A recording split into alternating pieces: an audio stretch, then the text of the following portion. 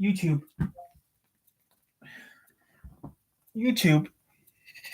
Hey guys, Tyler here. Just relaxing. Just got out of work. I just got out of work like 5 minutes ago, so yeah, I'm just killing some time and relaxing.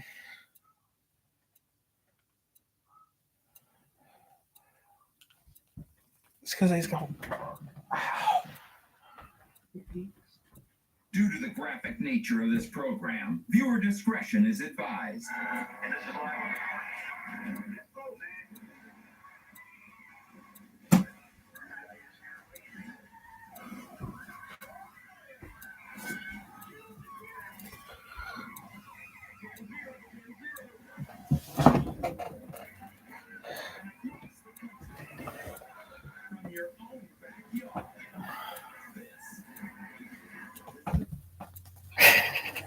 So yeah, guys, I just got off work, so I'm relaxing. So how's everyone doing?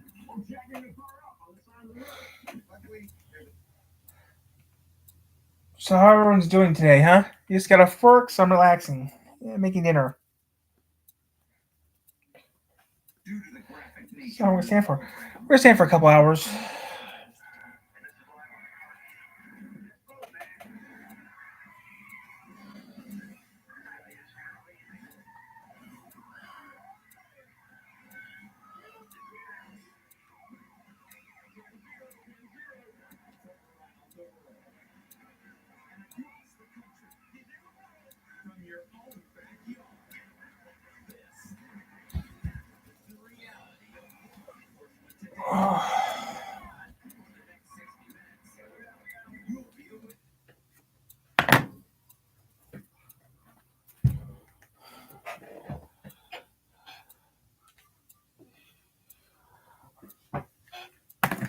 Like some pizza. I'm making some pizza right now. Nature of this program, viewer discretion is advised.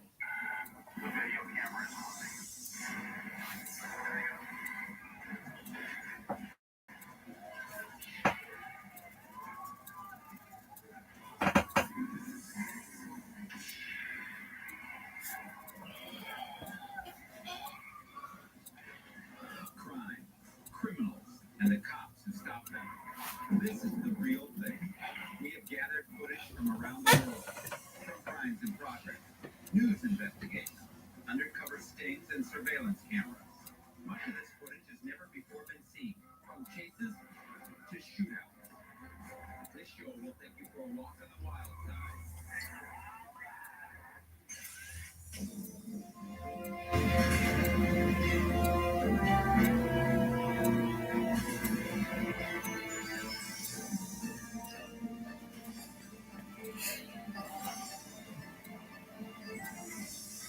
I'm Sheriff John Bennell. No matter what's going on here in America or around the world, police agencies have been willing to give us the video you're about to see. They want to give you an exclusive look at what they have to deal with on a daily basis. So get set. We're going to show you criminals at their worst and cops at their best. Los Angeles, where the cameras are always rolling. I'm showing my speed at 100 miles an hour just to keep up with this guy right now. This felon is only 3 months out of prison, but from the way he drives his stolen pickup, he's anxious to go back. Now, in the left-hand turn lane on the wrong side of the road, there's pedestrians. He just misses the pedestrian. The country is glued to the screen as the suspect circles his neighborhood. Then he drives by his house, where his sister makes a desperate plea for him to surrender. Someone in the road right there trying to stop this pursuit. Somebody is confronting this vehicle here. She tried to get into the vehicle. Millions of viewers gasp as the man peels out, leaving her sprawled on the pavement. The man rages on, even as the truck disintegrates. It takes over an hour for the abused vehicle to fall apart. Oh, there goes the tire. There goes the tire. He's running on the rim only at this time. But the man keeps going. Next, he commandeered a van. The driver told us about his bizarre experience. He said, "Get out." Then before I knew it, he was in my van sitting on top of me. He He's stepping on the gas, and I'm stepping on the brake. I was watching it on TV. I was getting ready to go up for an interview, and I wanted to see the outcome of it, so I put my VCR on. As I was going out the door, my mom says, "Now don't get caught up in the chase. Just kidding around." The vehicle's going. Now this is now a hostage situation. He said, "Get out." And then I told my seatbelt was on, I can get out. And he opened up the door and shoved me out. Trying to get out. Oh no, he's being grabbed. My arm is still that was shocked. What happened? Because it happened so quick. The suspect races on completely out of control. He has no disregard for the red light. Oh, look at that truck just being got tossed around here. 40 minutes, damn. And the more he tries to hide, the more cameras find him. The suspect, an obvious threat to everyone on the road, heads for one of the busiest sections of the 30 city, seconds, you know, it's on the airport. Choppers have to back away from air traffic. When they move in again, they mistake this van for the suspect. Okay, I've lost him. The ground crews are unshakable. No, wait a minute. No, there he is. Okay, the suspect's now southbound. The suspect vehicle is now southbound. Then, as night falls, police get in an alarming message. We're now hearing from the dispatcher that the party will shoot the police. That's what he told his mother. He will shoot the police. They prepare to ram the vehicle. But the suspect dodges their every move. He accelerates to almost 100 miles an hour, and then he loses it. The van skids into the freeway wall. 2 tires are blown. And this is going to come to an end right here. Suspect getting out. He's going across the center divider. This is very dangerous. He's running across the lane of traffic, and the officers are right behind him. But the unrelenting suspect hits a chain link fence, and the police stop him dead in his tracks. There he is. You see him. He's on the ground. In a city where stars are born, fame can be instant, even for the victim. Incredibly, no one was seriously injured, and the police shot their man.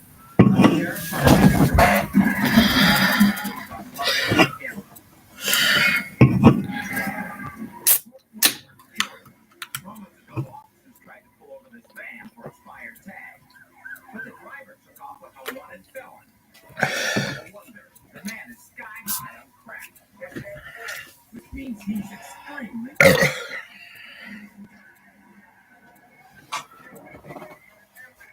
When the officers attempted to box him in, the high-speed driver knocked one man on the highway.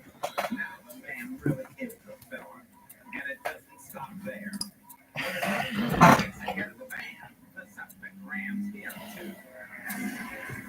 The officer holds his ground and tries to match the man's every move, but this guy is completely unpredictable. He decides to make a quick lane change, all the way to the other side of the highway. The officer scrambles for oncoming cars, but the drugged-out suspect doesn't give them any room. No. We're not going up there today. I got Pop up there and he's still in showing pyramid, real pissed. For the next mile, drivers have to swerve Hey, out of the cheese. busy path.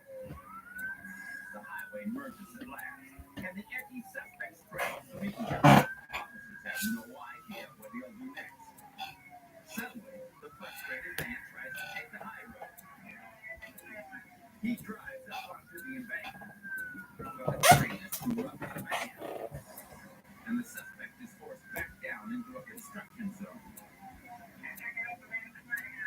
He has no idea where he's going, so he finally realizes he better get up. Feel better? Surrendering is the most Feel better? unpredictable move the suspect has made all night. You feel better though? After this hour-long drug You feel better? pursuit, it's the kind of surprise officers were all too glad Whisker. to see. You want your whisker back?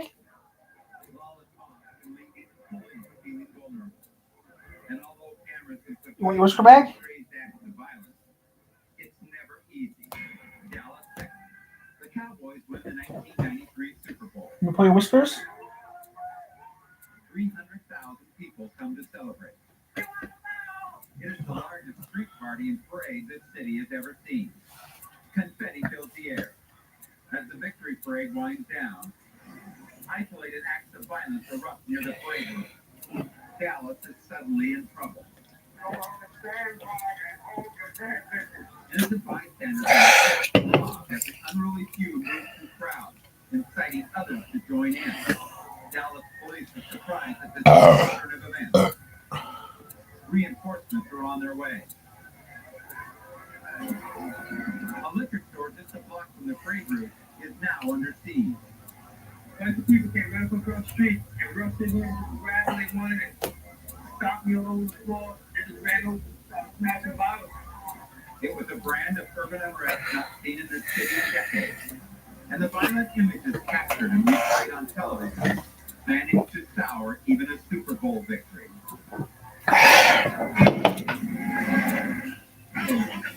Coming up on World's Wildest Police Video. Pulse-pounding action. Heart-stopping terror. Crime fighters crack down hard in Russia. The rain ran on the loose in Japan. And a cop in New Zealand gets the ride of his life.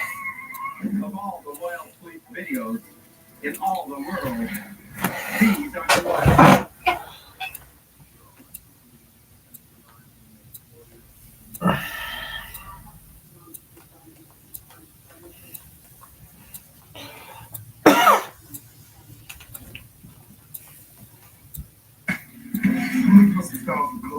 Let's type in the shop button on the shirt. All right, now I'm trying to show you to see sweetheart.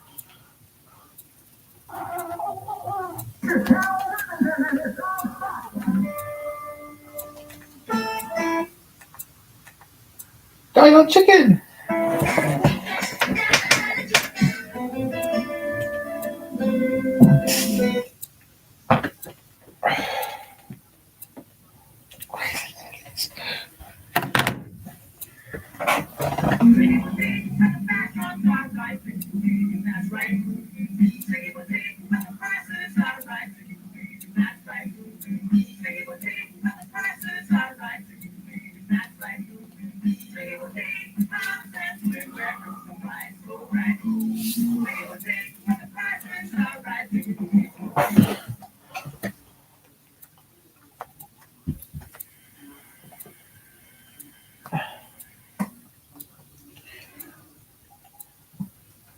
And welcome to the Oddity Archive, the show that isn't afraid to tackle raw, unabashed, vapid consumerism.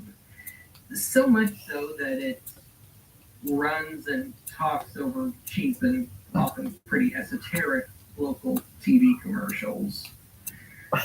Yeah, I admit it may not be the greatest plan in the world.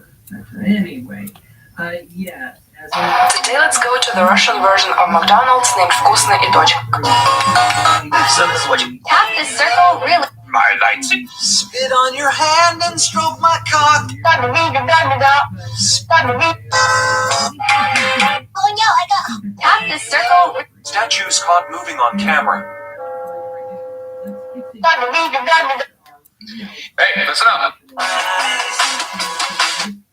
If you, I'll go right up your nut. Come to the end. Oh shit! I dropped my walker. Is your little? Hey guys, I'm gonna be. unfortunately named chain of furniture stores, and admittedly this at its peak was a pretty decent size. Not much. Just got off work and killing time making dinner, which is gonna take about an hour. So yeah, I'm just killing time right now. So I'm doing it now. We passed 1,200 subscribers, and now we're back down to 199. So 11.99. So I'm just gonna just relax right now. This one features a pretty stereotypical and probably actual mobster So yeah, we're just gonna kill time. We're just killing some time right now. getting new windows. And best of all, this episode marks the long-awaited return of our unofficial mascot. So yeah, I'm just killing some time. Granted, at this point, a very booze-loaded and well past his prime unofficial. So yeah, we're just killing some time right now.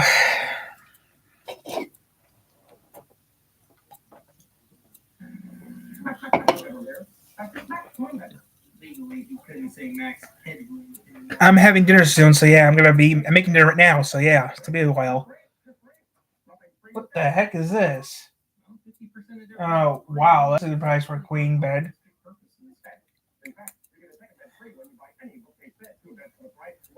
Oh, we might find it's cheaper than what it costs these days to get a bed right now. Freaking nerd. I'm having pizza for dinner. That's all I'm having for dinner. Pizza. But I'm gonna be eating a frozen pizza, not an actual pizza. I'm gonna be eating a frozen pizza today because I'm just too lazy to order. I just want to eat frozen pizza because it's easier on me. Problem is, it takes forever. It's gonna take forever. Yeah, it can be triple stuffed and it's double stuffed and it's extra pepperoni. So yeah, so I can't wait to try it. Yeah, I have this and I have some other stuff in the fridge I'm gonna be drinking. So yeah, I wanted some RC real badly, so I got me an RC from work. RC's pretty good.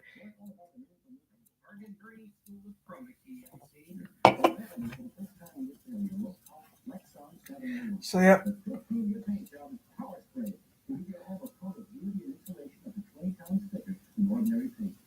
I'm just killing time. I'm just killing time and relaxing, having fun. Damn thing backed up again. Oh, that's a good old one. Right now, it's sunny and 56 outside right now. It's 56 degrees right now, according to what it said at the supermarket.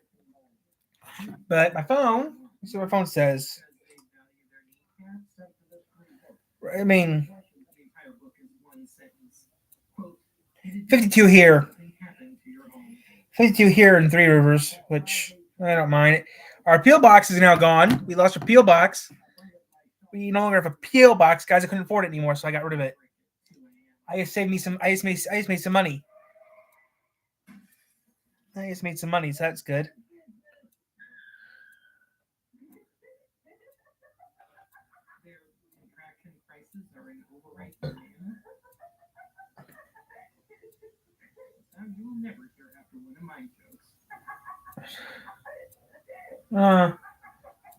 Everything's popping around here, butt mushrooms.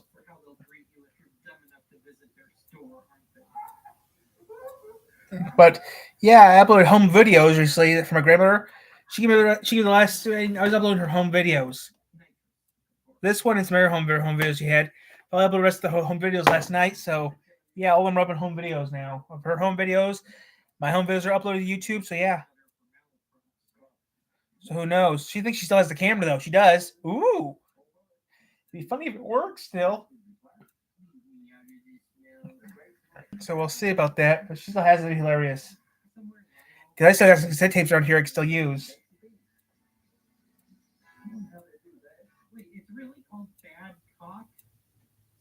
I actually know some of that last name.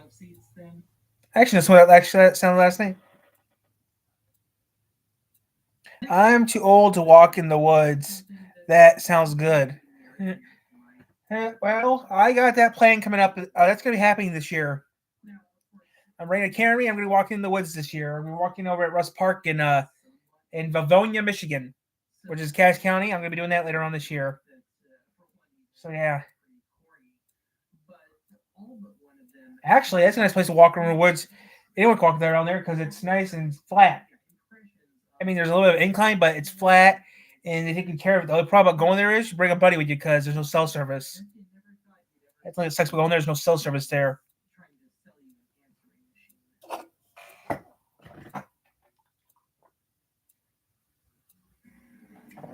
Back in a minute.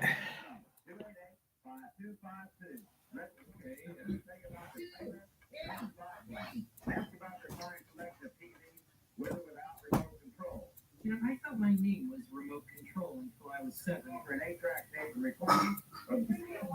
Yes. Right there. How long has this junk been sitting here?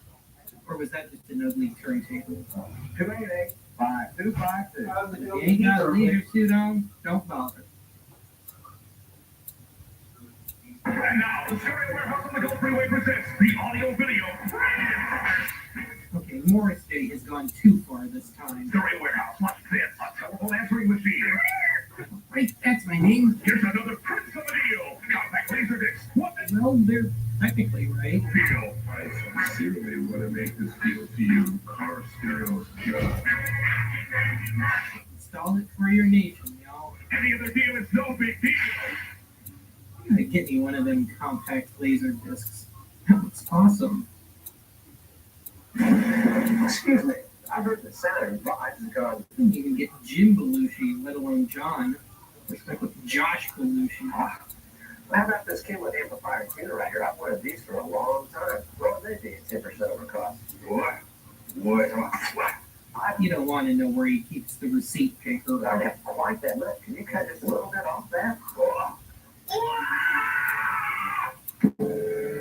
41, let's go. Sound advice. With actually a well-placed dent from a katana will improve the signal-to-noise ratio by 1,000 to the dB. I can't lose. Check out my movies for you. I might tell you nothing from this stuff on Square. Yeah, no, thanks. Hi. Give me a heavy system for not to let it break.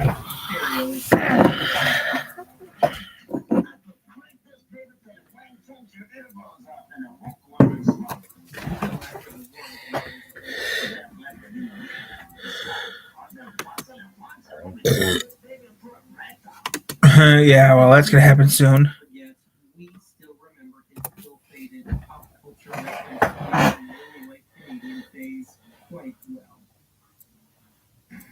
You've been convicted of being thrown out of every store in town trying to get credit. Send him to the Beach Rental Firing Squad. Shooting with the flag Ingo credit. Right into his veins. That's why I get about the corner here and there for granted. What the hell is this? I think this ad is in English. I think they were hitting the ice cream soup before making this. Speaking in tongues.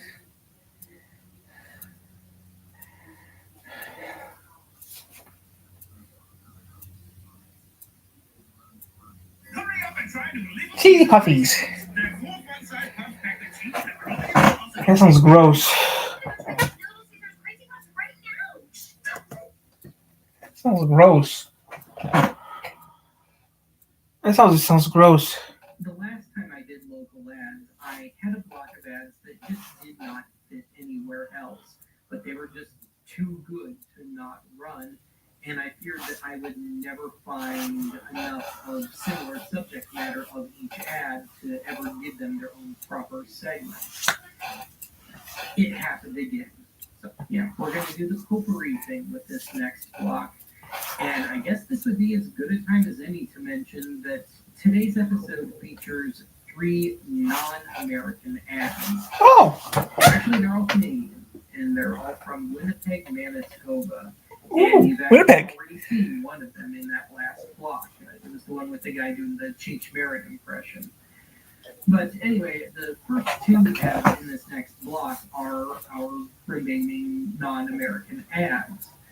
And these come to us by way, and this includes the one with the Cheech impersonator, from my good friend Ben, a relation, of classicalgasemissions.com. And he grew up in Winnipeg, Manitoba. And I am ever more convinced that that part of Canada is just some sort of weird extension of the upper Midwestern U.S. Mm-hmm. I mean, you could swear that the first 2 ads in this next block were really from North or South Dakota, or one of the smaller cities in Minnesota, like Duluth or Rochester or something.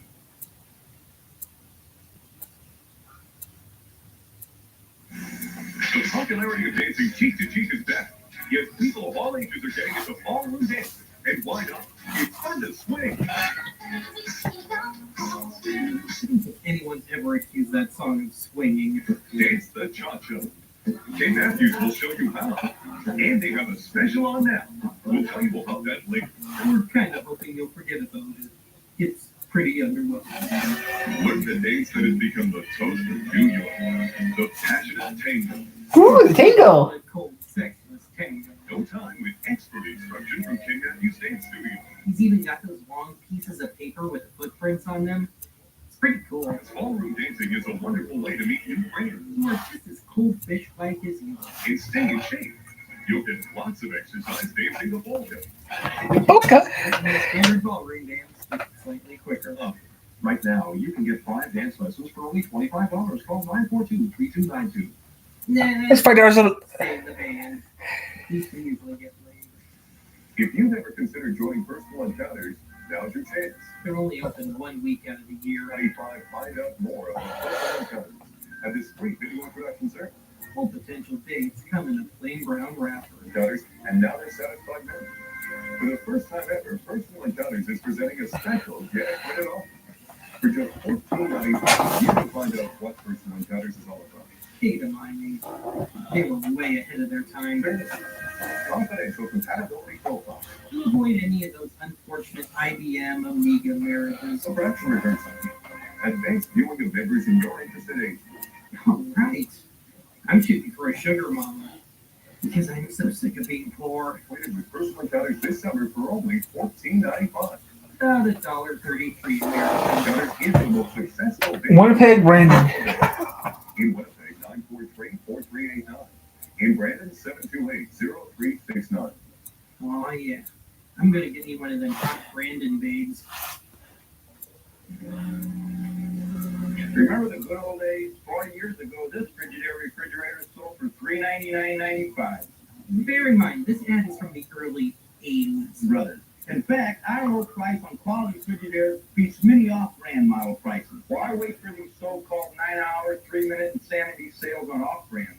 Well, because it's the American way, God damn it. Brothers, everyday low price. At Slyman Brothers Appliances, the good old days are now. Try it. You'll like it.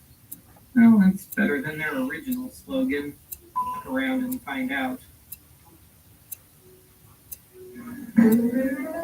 Oh, you sure see everybody at Bob's 19-cent hamburgers. No matter how you get your kicks this summer, come as you are to Bob's. No matter how fetishistic. Realize that there's someone more anxious than you. But anyway, you get there at Bob's treat effort.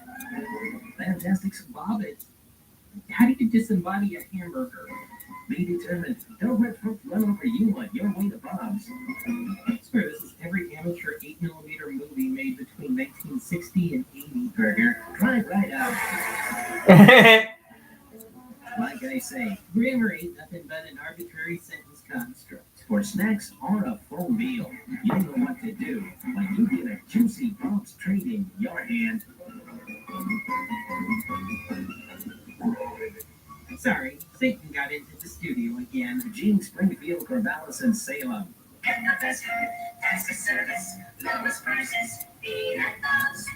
Unless you're wearing scuba gear. And no, I will not bob it. I look terrible with a flapper's hairdo.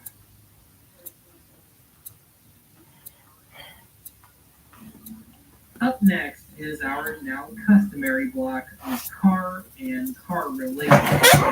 Vroom, vroom. Catchy. 2 out of the 6 ads in this next block, I'm just going to tell you right now, have some pretty diabolically catchy jingles. So much so that I'm going to go ahead and call these strong contenders for the next top earworms episode, which I'd say would be due in another 10 to 12 years. Months. Has your family car gotten too small for your family? Well, come to Letters Right for a promotion. And confront your metemphysemyophobia and all. Like this one, too small for those families that are kept gardeners. With a great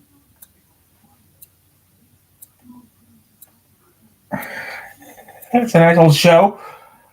So what should I watch? What should I watch? I don't know, something awesome, but I don't know what to watch. I need something to watch, to listen to.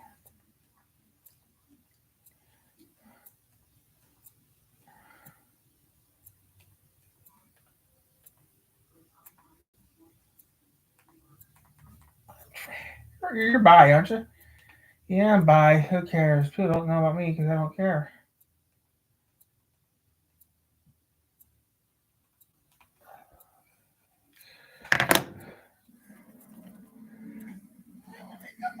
I want to make some money on YouTube. That's what I want to make. Some money on YouTube. But, I mean, it's still, I'm making videos right now, so it doesn't really matter. I'm just having fun.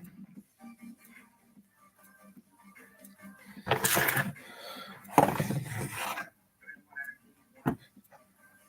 for having anyone.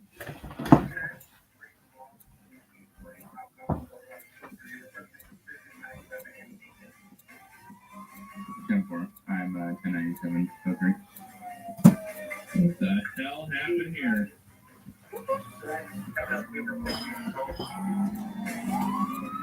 They got a what? A suspicious packet at the ammunition in Sandy, and now there's a report of assault. Okay.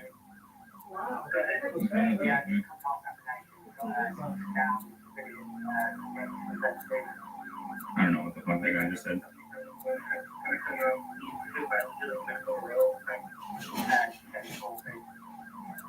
Adam 27LB 97 code 3 to the ammunition and Sandy Shores. And you're anyway, Bugs? Yep. Alright.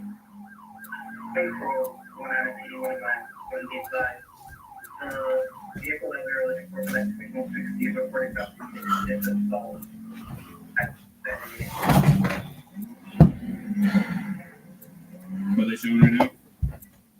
10-4. Adam A1's at 1023.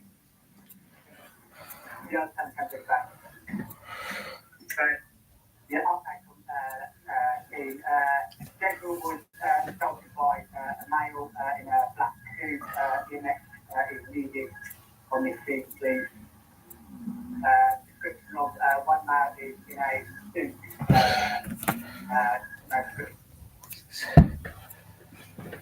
I just want to watch something and eat pizza and relax. That's what I'm going to do.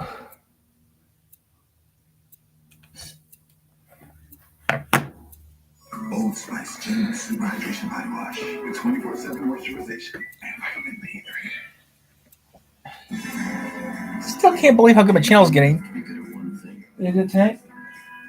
I might just read tonight. Yeah, I might read a little bit tonight. Might read tomorrow. Who knows? What I might do. As soon as the automobile was invented, the obvious question was, how fast can it go? Answers were soon found on the hard sands of Ormond Beach and Daytona Beach, Florida. And after various speed records were set there in the early part of the 20th century, formal races were organized at Daytona beginning in 1936. In 1938, Bill France started promoting races on the beach, and in 1948, NASCAR was born. It was clear that as the population grew and the cars became more sophisticated, the beach would no longer be adequate. And after years of politics and financial adventures, Daytona International Speedway opened for racing in 1959. 47,000 fans. The largest crowd ever gathered at Daytona. Wait for the fast cars to run. PepsiCo. Then we can Coke. The race is on.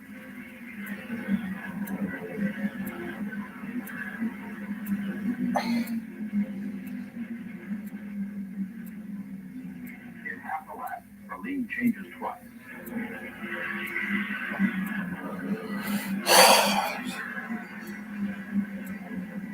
Brooks Wilson, a rookie, leads them to the first turn, setting a car-killing pace to stay in front out of traffic. On the backstretch, Wilson hits 140 miles an hour. Rolling up on the third turn, Wilson has the nerve, but not the experience to keep his foot down. And the lead changes. Bob Wellborn's number 49 sets the pace.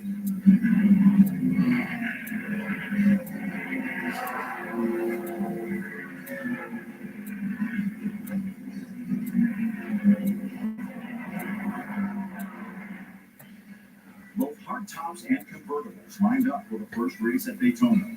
The hardtops had a huge aerodynamic advantage, and so the convertibles would never again compete against them in the Grand National class. One of those convertibles was an Oldsmobile driven by Lee Petty's son, Richard, who had changed his car's number from 2 to 43, but only lasted 8 laps before engine trouble ended his driving day. He immediately moved over to Lee Petty's pit crew. 142 miles an hour. The fastest official time ever recorded by stock cars on a closed course. Meanwhile, the drivers were getting the feel of racing all out on the high banked track. They were discovering that there was calm air right behind another car, and by staying tight on the bumper in front, not only could speed be maintained more easily, but when the opportunity arose, a foot on the throttle could slingshot the car past its rival. Daytona Beach native Glenn Fireball Roberts didn't really need to draft early on, taking the high line to move his powerful number 3 Pontiac from 46th position to the lead for 20 laps.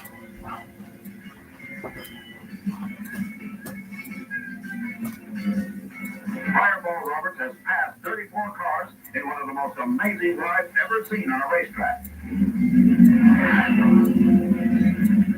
Then his overworked engine started to give out, and by the 56th lap, he was out of the race. There have been 500-mile NASCAR races in the past, but never at the sustained speeds the high-bank Daytona track allowed. Veterans Jack Smith, Tim Flock, and Curtis Turner kept their cars well in hands, while others, like Bob Wilborn, dropped out early. There were no crashes and no cautions, making endurance that much more important. Lee Petty in number 42 and Johnny Beauchamp in 73 roared into first and second place, with their pit crew flipping them on.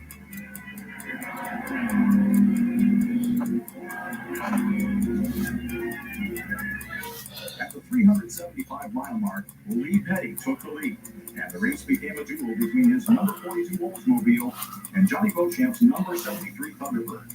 The two cars swapped the lead for the rest of the race. Even on the final lap, it was up for grabs. Petty and Beauchamp both fought to get around Joe Weatherly, who trailed by a lap. Watch how close it was.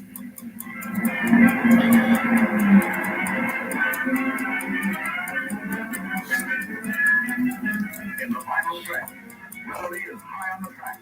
Lee Petty in the center, Beauchamp below him.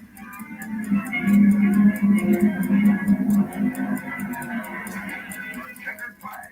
The race is over. Both Petty and Beauchamp locked in the identical time. 3 hours, 41 minutes, 22 seconds. Petty and Beauchamp both headed to victory lane, where Beauchamp was declared the unofficial temporary winner. Bill France put out a call for any and all photos or film of the finish. And finally, on the Wednesday after the race, this Hearst News of the Day footage confirmed that Lee Petty did, in fact, win the first Daytona 500.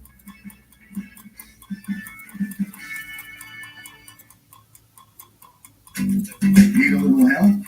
Wow. We got help. Exceptional customer service. Just one part that makes a lot stand apart.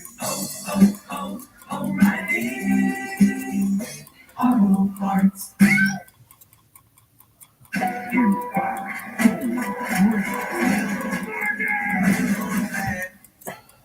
Come on, Mike. Skip that.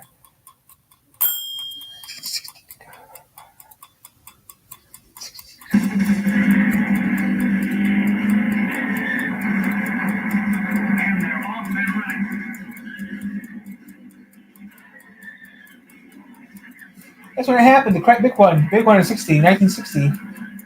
The second edition of the Great American Race proved to be dramatically different from the first. Experience bred boldness, and drivers and mechanics were learning how to attack the high bank.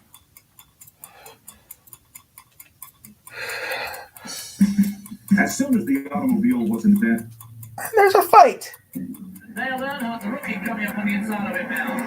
There's the kid to watch. This kid earned the Arsenal number 2, the car from California, the driver from North Carolina. Where will Cale make his move? He comes to the inside. Johnny Allison goes to the line. Cale hits him. He's fine. Johnny Allison fine. Staying on. Here they come. Walter trying to slingshot. Johnny is out in front. At the line.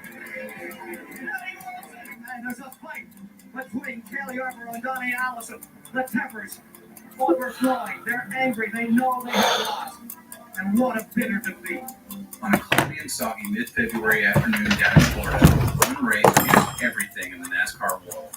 That day, 120,000 people saw a young upstart from Kannapolis, North Carolina, take the lead in his first ever run at the sport's biggest event. Great beating and banging racing, an unbelievable last lap crash, and the sport's greatest driver add to his already unbeatable record. And thanks to a push by 2 CBS broadcasters, millions more bore witness to all these events as well. And due to events happening outside of the track that day, this one race is likely the only reason why anybody outside of the Southeast even knows what NASCAR is in the first place. So let's turn back the clock and find out why this one single race was the most important race NASCAR has ever run in its history. Let's find out why this means so much, why this guy is so special, and why in the world is everybody at the track here today driving an Oldsmobile? What would end up being the most important race in NASCAR history almost ended up not happening at all. Rain had plagued the Daytona area all week, and there was even talk of postponing the race altogether and relegating it to Monday. However, the added pressure put on by CBS, doing the first ever live broadcast of a 500-mile race in television history, made the race go through on time. To keep everything running somewhat smoothly, the race begins under caution, as the first several laps would be run under yellow and drivers would report back what they thought of the track conditions. The fact that CBS is even here is a minor miracle in and of itself. Ken Squire, a veteran broadcaster and lover of motorsports, had been a staunch advocate of his employer getting more involved in racing. Joining him in the booth today is David Hobbs, a Brit who has competed in IndyCar and Formula One in the 60s and 70s, and even ran in the 1976 Daytona 500, driving Benny Parsons' backup car. The duo up in the press box had fought long and hard to get this race broadcasted, and that jury Sunday looked like it would all go up in smoke. However, Mother Nature played along and let the race begin at its scheduled time. As the 41 starters test the track at a steady 70 miles an hour, our pole sitter, Buddy Baker, is the odds-on favorite. Hello, guys. I just got myself doing dinner. But he also won the first ever Busch Clash. Hey, guys, just got my lunch now, my dinner now. Trying this new item from DiGiorno. We'll see how it tastes, and then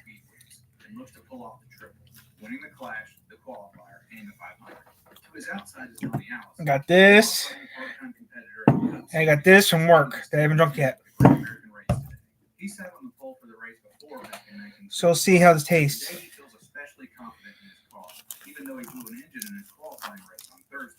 Thankfully, at the time, NASCAR didn't penalize engine replacements. Okay, that's nice. So he gets to keep his starting position for the main event today. Behind both of them is Cale Yarborough, starting third. Going for his fourth straight title in 1979, Cale has shown speed all week, but has been just behind Buddy and Donnie by a tick. But if anybody can get that extra inch out of a car, it's Cale Yarborough. Nicknamed Old Hickory, Cale was a tough-as-nails driver who had a record of getting everything out of his equipment, regardless of the budget behind it. Starting in the mid-'70s, he's joined forces with legendary driver-turned-car owner Junior Johnson and won his first ever title in 1976. He's become the first ever three-peat champ in NASCAR's top division, and in 1979, he's poised to win an unthinkable 4 in a row. Despite being just off the pace from the 28 of Buddy Baker and the 1 of Donnie Allison, his odds are good. He's won the race twice before in 1968 and 1977, but his biggest goal is to overtake the king in number of Daytona 500 crowns. Richard Petty sits on 5 Daytona 500 wins, a record for the time. However, the king begins his journey today from the 13th position and has basically been a non-factor all week. Richard can shoot for a top 5, but no one expects more than that from him today. These 4 guys, though, all have something in common that will give them an edge over the field today. They are driving a faithful Oldsmobile 442 Cutlass Supreme. A holdover from the 1977 season, the Olds Cutlass is a bad, fast car that can cut through the air like nothing else. On the big tracks at Daytona, Talladega, and Michigan, no other make or model can rival its aerodynamics. With its sloped front that produces more downforce and front grip, combined with a sloped rear cabin that gently brings air to its rear spoiler, it's not only fast, but surprisingly stable, and not just on its own, but in the draft as well. Suffice it to say, if you want to win today, you had better be driving an Oldsmobile, and everybody knows it. 21 of the 41 starters here today are running an Oldsmobile. Back to the race. On lap 15, the race finally goes green, and Donnie Allison dives to the inside and puts Buddy Baker behind him. After 4 laps, though, Cale Yarborough would take the lead, and then Benny Parsons, and then Bobby Allison, Donnie's brother. The lead would turn into a revolving door of sorts, as we would see 36 lead changes on the day. Now, you might think that these two, Donnie and Cale, battled up front all day based on this last lap past them, right? Well, that iconic backstretch battle almost never happened at all. As a matter of fact, it's a miracle they were anywhere near the front at the end of the race. On lap 30, Donnie, Bobby, and Cale are battling for the lead, running 1, 2, 3 respectively, when Bobby gets just a tick loose and Donnie dips just a little too low coming out of turn 2. The two collect one another, and Bobby slams into Donnie hard enough to knock him into the air. They slide through the mud, and Bobby hits the inside bank hard with the rear of his vehicle. But Donnie misses any secondary damage. Meanwhile, Kel ducks slides through the grass to avoid them, which he does. He doesn't get a scratch on his vehicle. Unfortunately, that rain we've been talking about has turned the backstretch grass into a swamp. All three drivers will have to be pushed out of the mud and lose a lap in the process. It'll take a lot of hard work to get back up to where they were.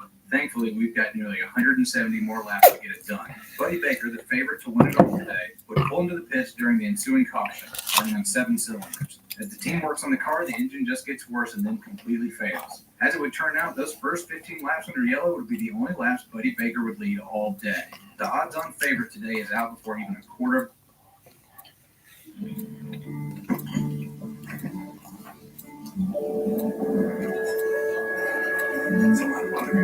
Alexa, ask my move for a healthy recipe. The race is completed. The race restarts with Neil Bonnet at the helm this time, and he and AJ Foyt immediately go to war. After 10 laps, though, a rookie's here to spoil the party. Some guy named Dale Earnhardt passes both of them. David Hobbs up in the booth thinks that Dale might be a lap down, but as he and the CBS crew go over their notes, they determine that, that rookie in the blue and yellow number 2 just passed one of NASCAR's young guns and one of IndyCar's greatest drivers of all time in the Daytona 500. His father, Ralph Earnhardt, was a well-known short tracker in the Southeast that dominated on the small tracks. But his son is here fighting for the lead at one of NASCAR's biggest. Although he's made just a few starts in the years prior to this race, 1979 will be Dale's first year of full-time competition, and thus he's in the fight for the Rookie of the Year award. In 1979 was arguably the most stacked rookie class in NASCAR history. Dale will do battle for the award with the likes of Harry Gant, Jeff Bodine, and Terry Labonte.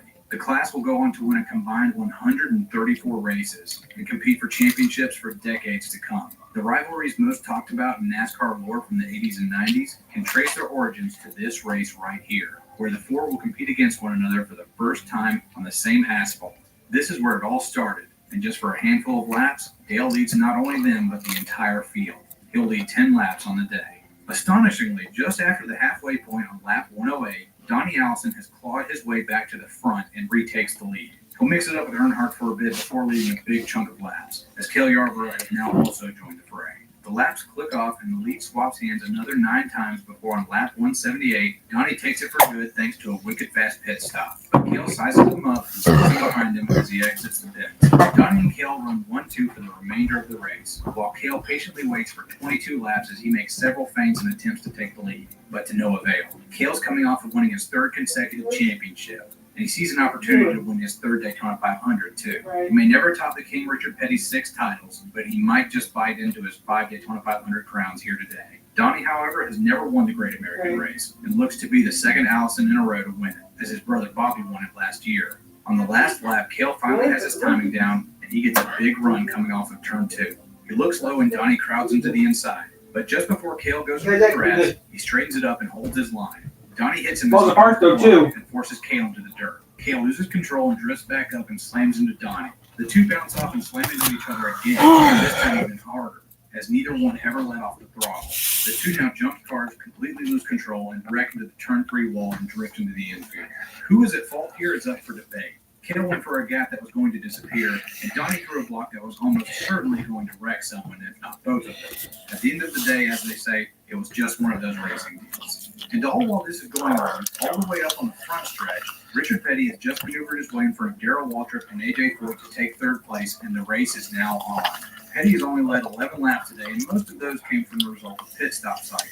He's been in the top 10 all day, but no one has picked him to win this race, and for good reason. Petty spent most of the 1978 season being injured and actually went winless. After the offseason, everybody figured Petty would use speed weeks to get himself used to being back in the saddle again. And during the clash in qualifiers, that seemed to be the case. But thanks to some savvy pit calls and a fast Oldsmobile, Petty finds himself in 3rd as the leaders have just wrecked out half a lap ahead. CBS's cameras scrambled to pick up 3rd through 5th as every available shot had been directed at Cale and Donnie. Just as the trio sails into turn 4, the cameras find them. Darrell Waltrip tries to set up a pass and makes a bonsai move to the inside of Petty on the apron, but to no avail. Petty wins an unthinkable 6th Daytona 500, and in probably the most unconventional way, too. The King is not used to having a win just handed to him like that. Domination has been his calling card up to this point. The crowd of 120,000 on hand goes absolutely ballistic. CBS's microphones can barely pick up the roaring of the engines coming across the finish line over the thundering crowd. And as Petty completes his cool-down lap and rolls down pit road en route to Victory Lane, the camera feed switches to the Goodyear blend, showing something going on the backstretch. Ken Squire up in the booth makes the call. And there's a fight between Cale Yarborough and Donnie Allison. The tempers overflowing. They're angry. They know they have lost. And what a bitter defeat.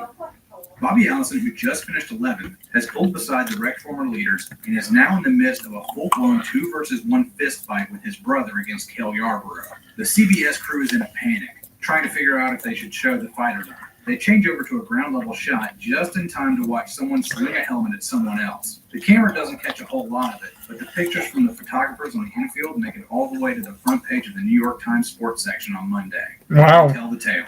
Donnie and Cale had taken their helmets off to use as weapons against the other, and Bobby had grabbed onto Cale's foot at some point during the scuffle and put him on the ground. At that point, the track workers break up the fight. Now, all of this is amazing. There was great racing, lots of lead changes, new faces up front, a battle for the ages, an unforgettable last lap pass, the king of the sport adding on to his already widely believed to be unbeatable record, and a bare-knuckle fist fight at the end of all of it. CBS could have not asked for a better race to play host to the first ever live broadcast of a 500-mile race. Going into this weekend, CBS had expected ratings to be pretty sizable. It was a few weeks after the Super Bowl, and there were no other TV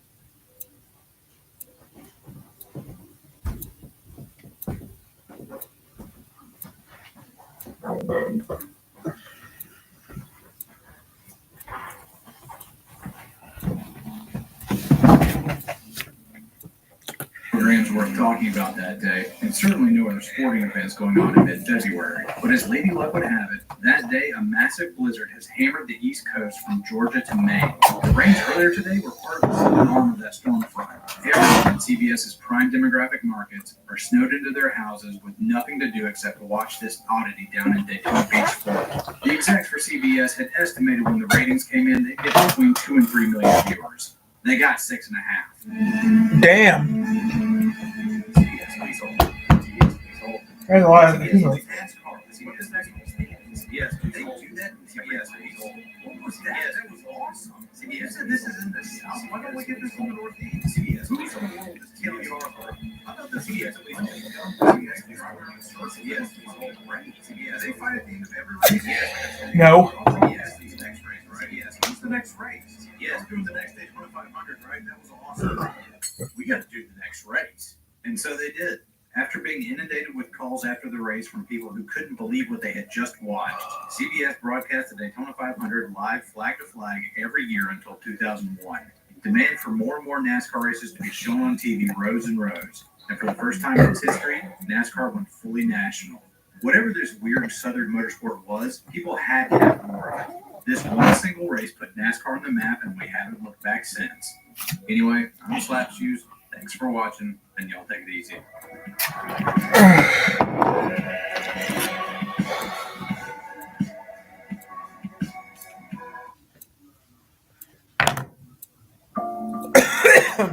Great question. It's big enough for both front and rear seats to enjoy the sky above.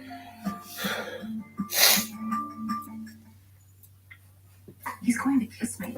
I know he's going to kiss me. I can see his eyes flutter from my hands to my lips, and then, his tongue touches his. Let's pause there. Oh, yeah? Are you serious? Romance on auto. Proceed with passion. Undisputed king of racing tires in America by the mid-20th century. But the newly emerging phenomenon of stock car racing was throwing them some curveballs. The cars were absurdly heavy, and the speeds were increasing drastically with each passing year. In 1950, NASCAR held their first event on paved surface in just their second year of competition. It wasn't some half-mile oval either. This was the Lady in Black's first appearance, the first race at Darlington Raceway. The speeds were way too much for the average racer's tires to handle. Whether they used Firestones or some old